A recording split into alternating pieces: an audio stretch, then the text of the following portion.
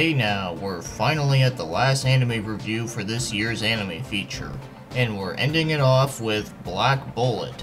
And I never heard about this anime until I played the game Dengeki Fighting Climax on PS3. Basically, it's a fighting game where it takes random properties from Dengeki Bunko. So, you know, stuff like Shakugan no Shana, Sword Art Online, Durararrar, Excel World, and even this show, just to name a few. So because of this, I figured I might as well check this one out because I never heard about it before. And it is considered as an action sci-fi mystery. So alright, that kinda seems up my alley. So for now, let's start talking about the story. So it's the year 2021, and there is an epidemic virus going around called Gastrea, or it's a virus that turns into a giant-ass bug. So because of this, the entire city of Tokyo is actually surrounded by monolith walls. And these monoliths are made from vernarium, which is a type of material that can actually withstand the Gastrea. But that's not the only thing going around in this city, is that there's also some cursed children, and these children all have the viruses, but instead of being turned into a giant insect, they instead have superhuman abilities. And of course, these cursed children have to be female. So what they do with these cursed children is that they use them to pair up with another person. So kinda like in Fate Stay Night, where you have a servant and a master, but instead they're called a promoter and an intonator. So our main character is a promoter named Rentaro, and he's a high school student but also works as a promoter in a security company. And his intonator is named Enju. And she was in primary school until they found out that she was actually considered as a cursed child. So Rentaro and Enju end up doing some missions for the security company. And one of the first missions that you see him take up is one where he has to take out someone named Ketatana. Okay, I forget how his name was pronounced, but basically he's the guy with the top hat and the mask. So how Rentaro normally fights is that he uses a gun that uses some special type of bullets that can actually pierce through the Gastrea. And he also uses Tendo-style martial arts, but of course later on you do learn that he actually did lose a lot of pieces of his body, like his right arm and his left eye and his right leg, where they are now mechanical. And how he's supposed to put food on the table is that he actually works under the president of the security company, which is Kisara. And she is the great-granddaughter of Kiki Nonjo, so he was the one that took care of Rentaro when he was a young kid and ended up giving him like the metal pieces. So I think I explained just about what you need to know about the basics on this one. So it's about Rentaro and Enju just doing the odd mission, so that they can prevent the viruses from spreading, and also various of other situations, like for an example, later on they end up having to work under the leader of Japan, and that happens to be Saitaneshi, where she is an idealist who wishes everyone can live in harmony. So there's also assassinations and stuff too. So okay, this seems like pretty alright stuff. Now before I start talking about the other things within this one thing I did find to be kinda weird that I've heard from other people is that apparently this show was once considered as an Attack on Titan ripoff, and personally, I don't really see any resemblance to it whatsoever. The only thing I can think of that does share some similarities is the whole post-apocalyptic where there's not many humans around, and then there's also the fact that people that turn into insects, where in Attack on Titan, as you know, they turn into titans, or what I like to call them is giant human body diagrams. But whatever, I don't see a whole lot of similarities other than those two things if you really think about it, so anyways, now let's start talking about some of the other things like the animation. And I think the animation on this one is actually pretty good. I do think it does have some nice colors, some good character designs, and also the CG effects also do look pretty good too. I really can't think of much things I can really complain about when it comes to the animation in this one, but for the most part though, I do think it is a fairly good looking one. And as for the show's music, this is also a pretty good one too. I don't have a whole lot of complaints about the music, but I do find all the songs suit the show very well. It also does have some nice techno pieces which do sound pretty cool. And I also really do like the opening theme song, I find it to be quite catchy.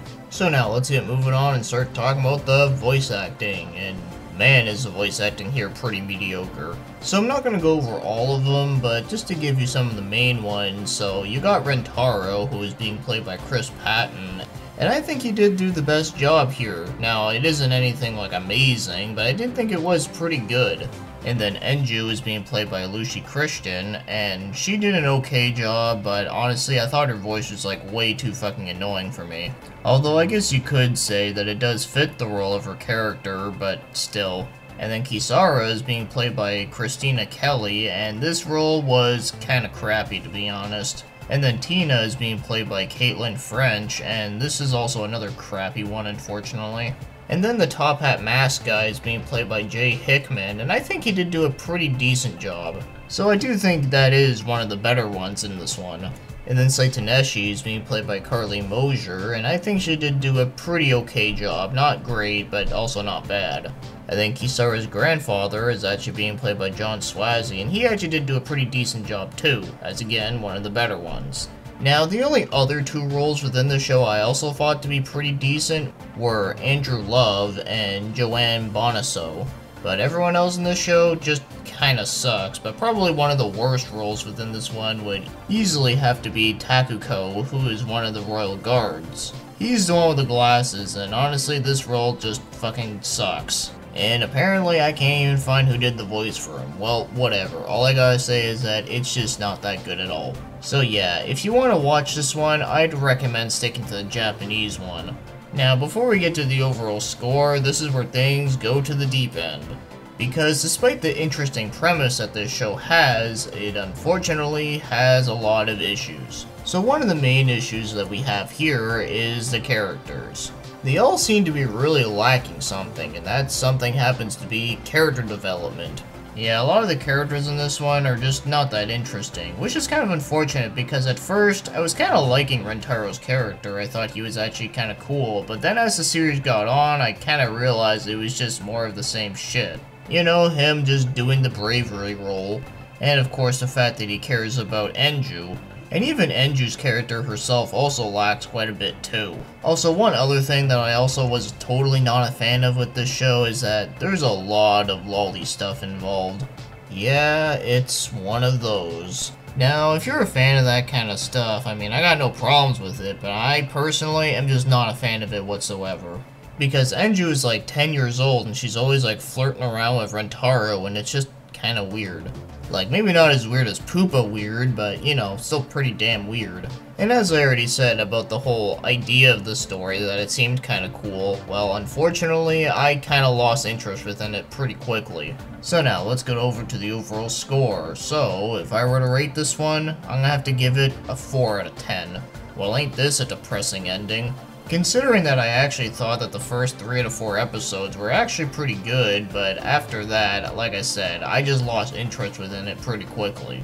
It's a shame, really, because the whole idea of the story really doesn't sound all that bad, but the characters, though, like, there's just so much that it was lacking. Like, you know, like, there wasn't a whole lot of personality traits within them, there was also not a whole lot of development, and there's not much direction to it whatsoever. So yes, this show is pretty underwhelming, but it's definitely not the worst thing I've ever seen. I mean, far from it. I mean, I'm giving it a 4, not like a 2 or 1. So as for recommending this one, well, as you know, I'm not really a fan of this show, so I don't really recommend it because I don't think it's that good. But if you at least do want to see some insects getting blown up, then I guess it could be a lot worse. And I don't know, maybe if you like the whole lolicon thing, then, you know, there is that, but like I already said, that's just not my thing. So, what a depressing end to this year's anime feature. I had to take a look at something that just wasn't that good. But to be on a positive note, it was at least better in every way, shape, or form than Poopa and Agent Aika. But as you may or may not already know, this might be the end of the anime features on my channel, but at least I am going to be doing more anime reviews throughout the years on this channel. But I'll probably start that at like the end of this year or something. I'm probably not going to be working on them for quite some time, since I've actually been working on this one for quite a while. Since it does take quite a while to take a look at 30 animes after all. But as I said, I am going to be stopping the feature, but I'm not stopping the reviews, so everything will be going back in business for me, where I'll just be releasing random ass game reviews and such. And hopefully I'll be able to get something done about the movie reviews that I wanted to do. But anyways, this year's anime feature is over, and we had to end it off with Black Bullet, which just was kinda, yeah.